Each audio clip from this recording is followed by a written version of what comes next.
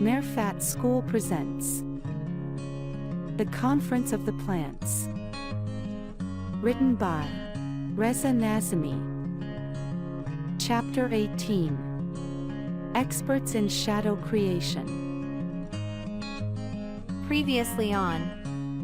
In the previous chapter, Walnut encouraged Raspberry to speak up openly, surprising both her and the other plants.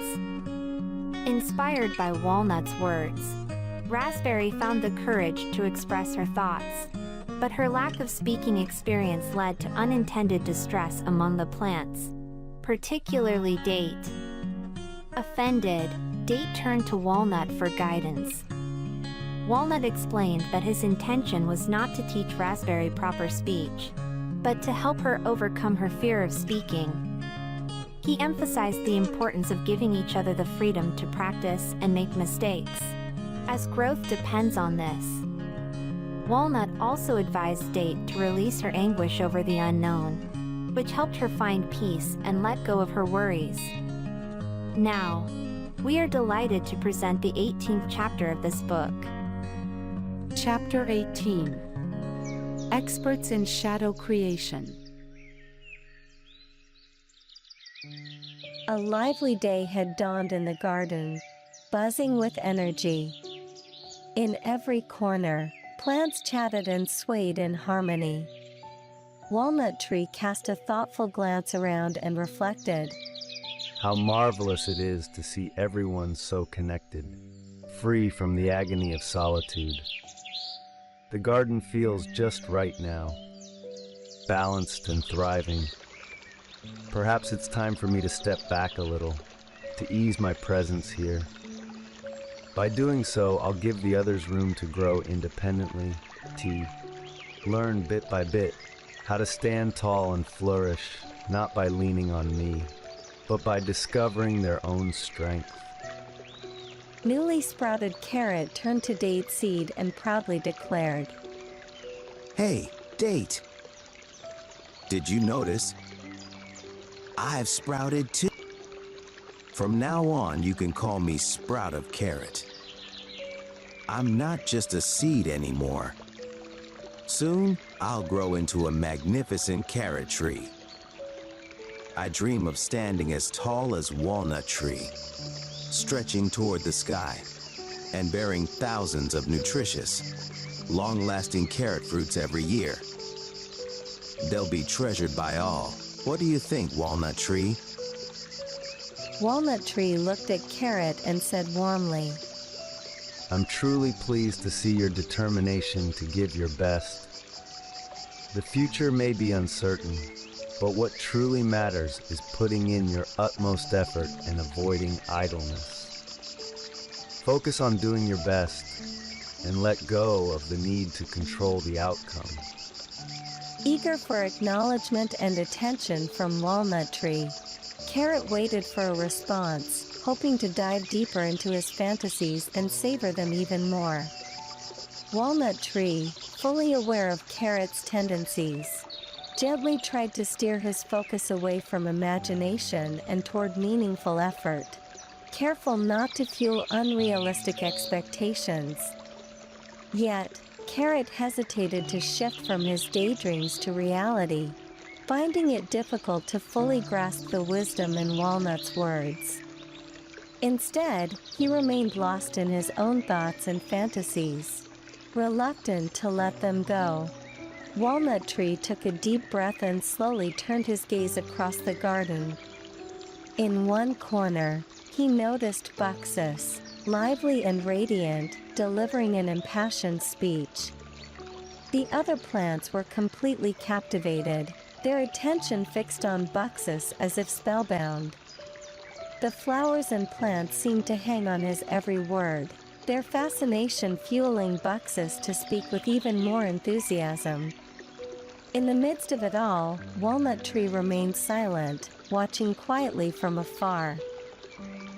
Buxus proclaimed with confidence, As you can see, I am remarkably agile and skilled in my work. By now, you must have noticed my many talents.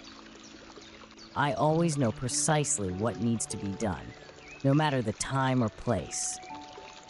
Take it from me. Strive to master a skill and excel in your work. Like me, pour your energy into what you truly desire and work tirelessly to achieve it. The other plants listened intently to Buxus's words, offering steady cheers and praise in response. Buxus continued. My dear friends, remember this. Shadows must be crafted at dawn to remain fresh and revitalizing. If they arrive in the afternoon, they lose their effectiveness and become useless. And by nightfall, there's no need for shadows at all. These insights are the result of my own discoveries over a long and fruitful life. In my younger days, I didn't fully understand what a shadow was or the value it could hold. But over time, I came to appreciate their significance and mastered the art of creating them. For a moment, he paused and wondered if others might see him as somewhat arrogant or self-satisfied. Hoping to soften that impression, he added with a touch of feigned humility. Of course, there may still be times when I'm unable to create shadows. However, this matter doesn't carry much significance compared to the multitude of my abilities and countless successes. Even when I have made shadows, I've done so with excellence. Just recently, grass needed a shadow, and I generously provided it. Rose from the crowd spoke with admiration. Oh, selfless Buxus.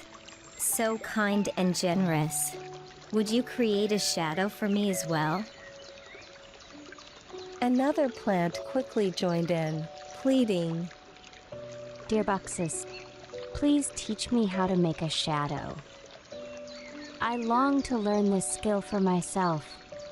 Buxus, now radiating what he believed to be the pinnacle of wisdom, felt the moment had come to generously share his vast knowledge with the world. Overflowing with enthusiasm and passion, he threw himself into answering the questions of the other plants. So engrossed was he in his own discourse that he remained completely unaware of the meaningful glances and subtle smiles exchanged by Walnut Tree, who watched him quietly. Walnut Tree, with his aged and experienced demeanor, understood that casting shadows was not an extraordinary task. He knew shadows were simply the result of sunlight illuminating one area while leaving another in shade. Watching Buxus, who so proudly and arrogantly claimed credit for this natural occurrence, Walnut Tree was reminded of his own youth, when he too had been eager to impart lessons and guide others. Back then, he had felt a burning desire to teach the ways of life, almost like a preacher. But now, as a tired and aged tree, Walnut Tree had lost the urge to educate or inspire. He only had to perform his duty to the best of his ability, with no desires or aspirations beyond that. Today, he noticed that same familiar feeling in Buxus once again and saw how eager Buxus was to speak and teach others. There was nothing inherently wrong with Buxus's desire to become a teacher for all trees and plants. The issue, however, was that neither the sun nor the gardener had asked him to take on this role, nor had they provided him with any knowledge for this. Instead, they had entrusted this responsibility to Walnut Tree, supporting and accompanying him throughout the entire mission. But how could he possibly convey proud Buxus that he was mistaken? On the other hand, remaining silent would only mislead the other flowers and plants, making them believe they needed to strive to master the rules of creating shade. Walnut Tree pondered. I must choose my words wisely and with great care, and find a way to avoid offending Buxus, while gently warning other plants against error and misunderstanding. After a moment of reflection, Walnut Tree recalled the beautiful prayer the gardener had made for him. "O Walnut, may the life of your fruits be long. Walnut knew his fruits endured remarkably well in nature, retaining their value and usefulness even when dried. Indeed, the gardener's prayer had been fulfilled in Walnut. Walnut Tree's words leave a profound impression on the plants. He wondered to himself how long would Buxus's words truly linger in their minds. Probably, within a few days, they would fade into oblivion. After that, he would have the perfect opportunity to teach them the truth, using the power of his own words. With this in mind, he chose to delay correcting Buxus's mistakes. Instead, he resolved to wait for the right moment to share his knowledge of shade and sunlight with the others, confident that his lesson, unlike Buxus's, would leave a lasting mark. Before his eyes, he saw plants immersed in joy and delight alongside one another. He lifted his gaze to the sky, his heart brimming with happiness and gratitude. In that moment of reflection, he thought to himself, How strange that Buxus believes he is the one creating the shade. How can he ignore the sun, with all its splendor and magnificence, and claim to be the creator of anything? In the presence of the sun's wondrous creations, does shade even hold any value worth being proud of? He paused to reflect once more. An important question has arisen within me. What do I truly claim as my own and take pride in, without fully understanding its origin? I know I exist and the gardener created me. I cannot imagine that I came into existence through my own efforts. Similarly, this garden must have been brought into existence by someone, either the gardener or the sun. If everything that exists is the result of creation, then there must be a creator behind it all. This thought struck him as profound yet unfamiliar. Everything that exists depends on a cause, and that cause must be its creator. For me, it's clear that the gardener is my creator, for he planted and nurtured me. But what about the garden itself? Who created it? And what about the gardener? Does he too have a creator?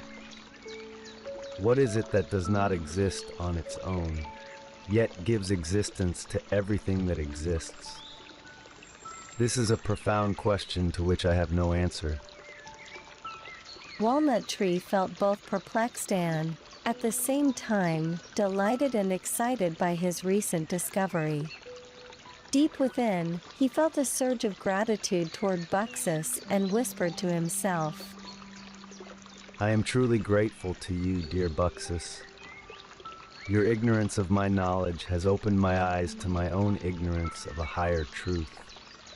A truth that exists, yet I have been blind to it. This state of not knowing, what a profound and wondrous state it is. I must first grasp the full extent of my ignorance, before I can begin to seek out the answers that lie beyond. Walnut, who had regained the excitement of his youthful days, joyfully set out to explore the causes of existence and non-existence.